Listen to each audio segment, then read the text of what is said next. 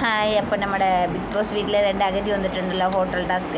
അപ്പം എനിക്ക് തോന്നുന്നു എല്ലാ ടാസ്കും ഇവർ കൊളാക്കി. ഇതും കൂടി കൊളാക്കാതെ ഇരുന്നാൽ മതി. പക്ഷെ എനിക്ക് തോന്നുന്നു ആർക്കും അങ്ങോട്ടും ഇങ്ങോട്ടും ഒരു പ്ലാനില്ലാണ്ട് ഇരിക്കണു. എന്തായി തീരുമെന്ന് അറിയില്ല. കൊളായി ആ ടാസ്കിനെ ഇപ്പോൾ കൊളാക്കി ആക്കോ എന്നറിയാൻ പാടില്ല. വന്ന് കയറി വന്നതിന് കരീം ചോദിക്കേണ്ട നിൻ്റെ പ്ലാച്ച് എവിടെ എന്നൊക്കെ ചോദിക്കേണ്ട. അപ്പോൾ എടുത്തുകൊണ്ട് കൊടുത്തു കഴിഞ്ഞാൽ ഇവിടെ നിന്ന് ഒറ്റ ഏര് എവിടെ പോയി വീണെന്നറിയില്ല. പുറത്തൊക്കെയോട്ട് ഒറ്റ ഏര്.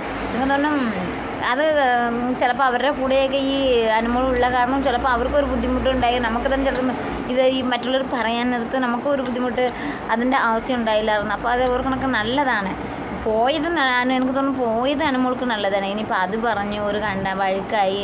2 ദിവസം മുമ്പ് കൂടി അക്ബർ പറഞ്ഞതാണ് അവൾക്ക് എന്താ ഇവിടെ റോളുള്ളൂ, ആകെ പാവനും പിടിച്ച് നടക്കാത്തനേ ഉള്ളൂ എന്ന് പറഞ്ഞു.